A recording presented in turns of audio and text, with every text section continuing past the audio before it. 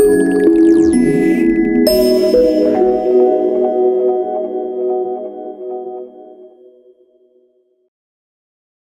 off to Bow Wharf in East London to observe a historic collaboration between California's Sonoma County Distilling Company and the East London Liquor Company. Upon arrival, East London's whiskey distiller Andy Mooney and Sonoma's whiskey distiller Adam Spiegel are busy pumping the whiskey wash into the pot still, ready to convert the fermented grain mash into whiskey. But how did this American-British project come to be? So they're my importer, but they also happen to have a distillery. So it's really nice to be able to actually do something a little creative. We put this whole thing together with me sending them a dozen barrels. So it's going to go in my old barrel, which will be really fun. We make a wheat whiskey back home, so I figure why don't we make one out here? Apparently it's the first one that's been done out here, ever.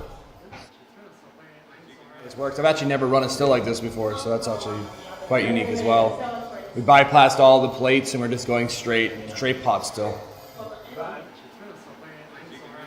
The mash bill? Yeah, so it's 60% wheat. Wheat grown in actually the UK.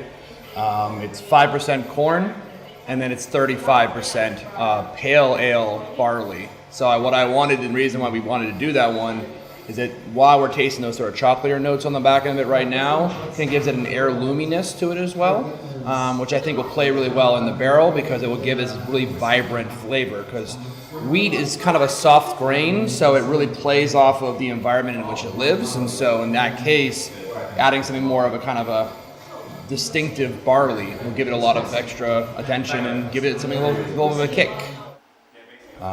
It's going to be really cool to see how it ages. I mean, I think, the temperature is really nice for it. It's going to be in barrel for 3 years, so we've got some time. But I guess what the cool part is, as two businesses, we're both fairly young. So we're kind of getting our feet wet here, and we're still figuring out what we like to do. We've scaled our business up from being kind of a nano distillery to now being a micro distillery, and I hope that in the future we'll be kind of considered, the whiskey distillery of California. It's really what we're going for. They say the United States and Great Britain are two countries separated by a common language. I feel sure, however, that London's first wheat whiskey, made through an American-British partnership, will transcend any language barriers.